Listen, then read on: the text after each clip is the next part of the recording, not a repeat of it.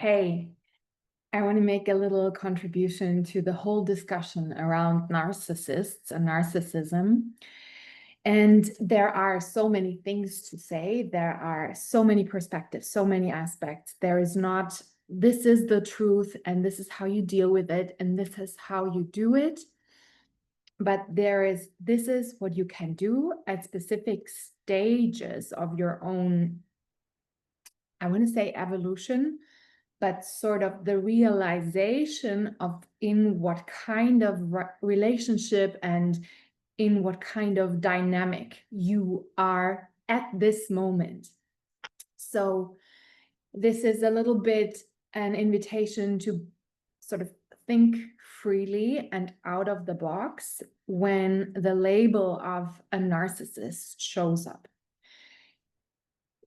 Know that there are different perspectives on any given situation. There is one very clear dimension where you can define, this is a kind of behavior that I don't allow into my life. This is where I set a boundary. This is what I'm not doing. This is revealing an aspect of that person I don't want to influence my life automatically.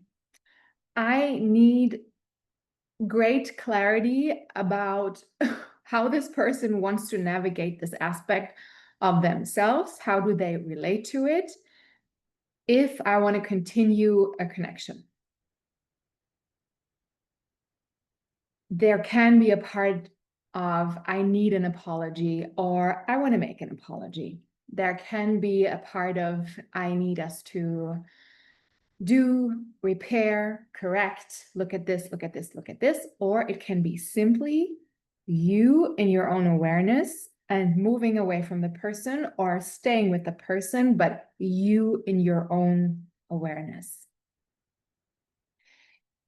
Then there is the reality that we all are powerful beings, and that independently from, do we have a system in which are a lot of artificial power structures established, or are we in a world where everyone knows how powerful they are?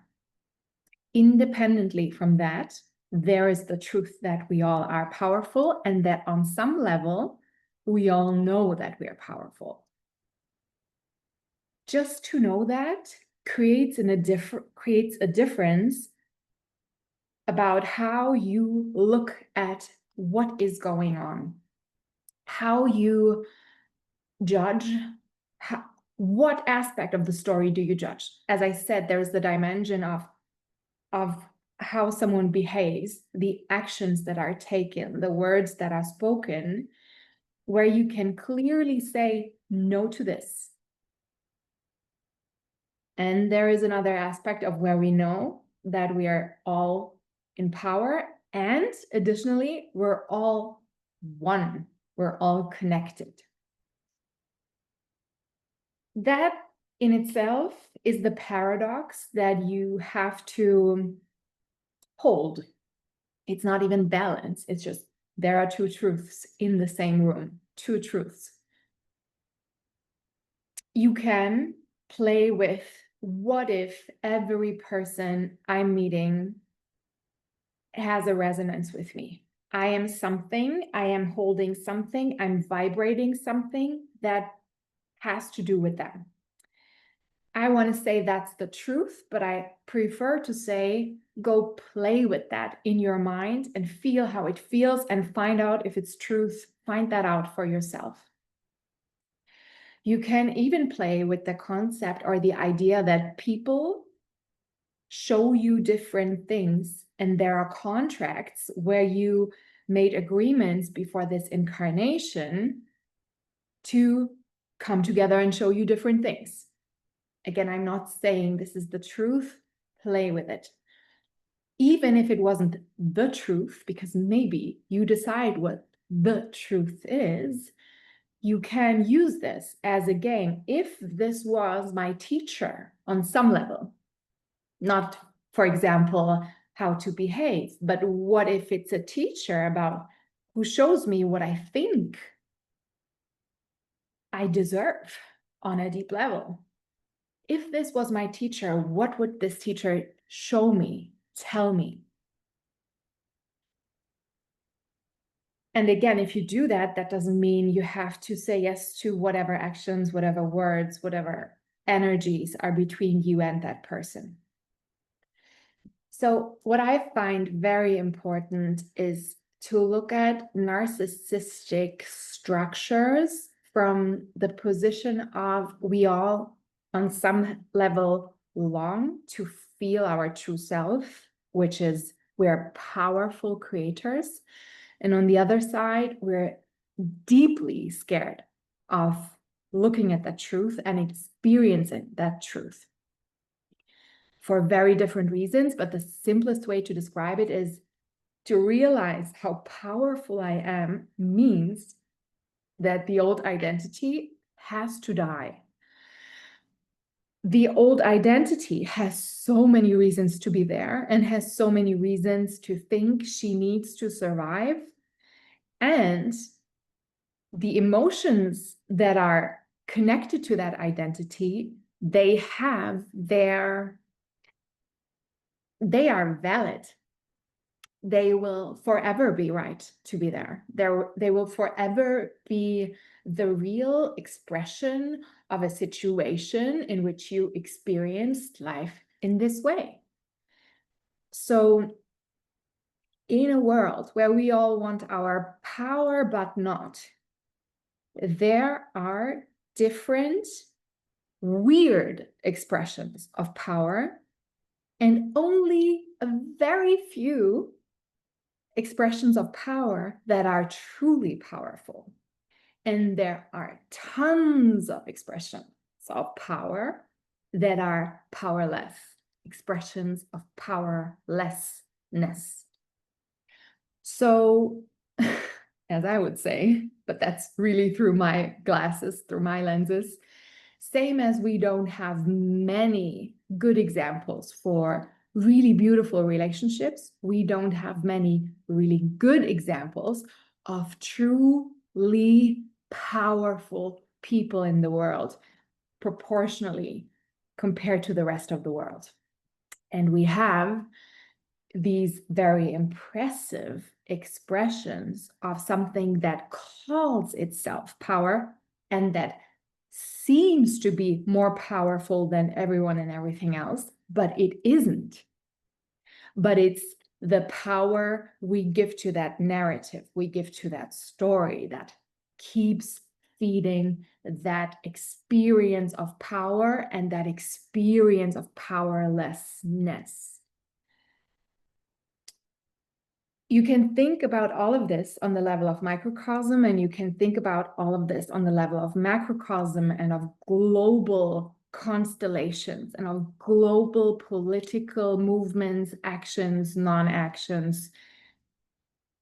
Focus on peace or focuses on war. And you can think of everyone, be it a very powerless person from your perspective, or a very powerful, or a very power abusive, or a very power pretending person. Whenever, whatever kind of person triggers you, and you can look at it like, what exactly about their expression of power is triggering me? Why? What does it tell me about my experience and truth and reality and my own potential of power? That is an answer to, we have a problem with narcissistic politicians, narcissistic leaders, narcissistic partners in relationships. It is you always who invites a certain reality more into your consciousness or less into your consciousness. So why Do you not let go of specific stories around circumstances, people, institutions, name it? Why do you hold on to it? What is so impressive, so important for your ego? We define and therefore we manifest. We say things are this way and they are this way. We make them be this. And I'm not saying you do this by just wishing, but what you deep down truly believe is made manifest in your world, because belief is mutual, is equal to what you see and experience as, hey, I say yes to that too. That's real and that's real. My belief is real and here it is. I see it. Proof. So continue to look at, where am I making someone a narcissist? Where am I making myself a narcissist? What is so interesting at all about this definition? Where am I holding on to the suffering that brings up, or the disbalance of power? Why do I choose disbalance versus balance? Why do I choose, I need like this? Why? Continue looking at this and get more interested and experience your true power. This is what I want to say to everyone here. And this will never, never, never be fully allowed by your whole being and by your whole system if you do not also take your time to receive the forgiveness you want from others by yourself first, or you receive the qualities that you want from others, that you expect from others, where you give them to yourself. And don't bypass, don't gaslight yourself by going faster than you can to, oh, I see there is no real narcissist. We're all narcissists and everyone is okay to do with me whatever they want. The apologies that you give to yourself, that you then can give to others, are what's going to repair your natural boundaries, your natural sense of authenticity and self and confidence. So that is needed. That is needed. Who are you if you are as powerful, that powerful, so that you can, with your consciously chosen definitions and assumptions about the rest of the world, who are you and what can you invoke in the world? What can you trigger into reality? And how important and how interesting is a discussion about narcissists then for yourself? And if it's interesting, why is it interesting? What exactly? The reason for this video for me is I want all of us to experience, recognize all of us being more intelligent than the narcissism and the discussion about the narcissism. And that we are less guilty, not at all guilty, deeply innocent, more innocent than any victim in any story about narcissism could ever be.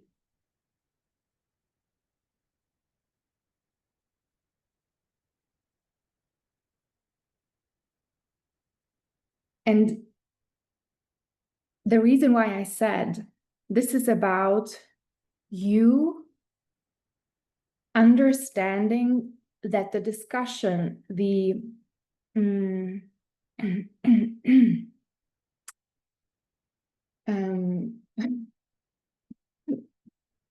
the concept, the made-up thing, the by us creators created experience around what we connect to narcissism is,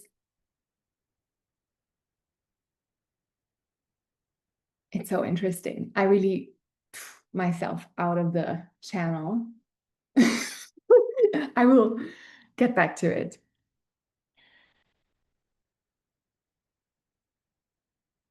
Maybe it wasn't as important. Maybe something just transmuted. Ask any question. If you want to ask a question, give me your comments, give me your shitstorm if you want. And if you want support to, oh, I remember it. So what I wanted to say was, the reason why I spoke about this territory as something where you have to look at from different perspectives, where you can look from different perspectives, is because it only transforms if you accept that you are where you are at the perfect time. Everything happens at the same time because time is not real, right? Yeah, easy to grasp. And a way how you can really free a layer of your perception is by dropping the critical voice on your mind that tells you that something about you is wrong concerning where you are and what you're doing, and that you should be at a different stage of something, of whatever, success, evolution, whatever, connected to time. So if you let go of the time story, you will be able to navigate the different perspectives around narcissism from a peaceful place inside of you. You will be able to jump like in a mind map, like here I'm this, here I'm opening up this cosmos, here I am very down to earth and setting my boundaries. It's going to be playful, and you will experience yourself as this alchemizing machine, this transformation machine. And you will free up so much energy around your capacity to think and create and to be yourself in the world, compared to feeding that old story and to be caught in it.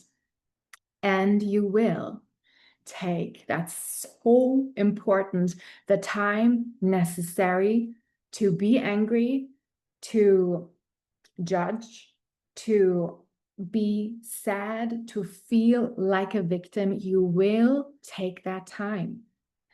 And forgiveness cannot be, made up. It cannot be fake it until you make it. It wants to be remembered. It wants to become obsolete, because a deep experience of real balance, truth, justice wakes up in you. If you want support on that journey, which is basically the journey from disempowered, victim, hurt, woman, girl, boy, to powerful adventure, creator, spirit, truth. So it's a journey into joy, into pleasure, into love, and loving where you are and how your current experience of existence is, how your excitement for aliveness is, how your desire and fulfillment of desire is balanced in you. it's kind of cool. If you want support or a nice partner in crime that joins you on that journey, I'm here. I love this topic. I really have experienced this from so many perspectives. I had so many teachings of different levels of drama that, or I want to say, I, at a very early stage, had already a bird's eye perspective that there is a deeper reason for all of this happening. And still all these teachings would, really teach me. And I was in illusion a lot. And I needed to take the steps and I needed to process. And I just couldn't be satisfied with any solution other than real truth and really real experienced liberation from the burden of experiences with so-called narcissists and experiences with my own narcissism. It's so interesting. I'm realizing I didn't even define narcissism. And I think that's part of it, because we all have different perspectives we see.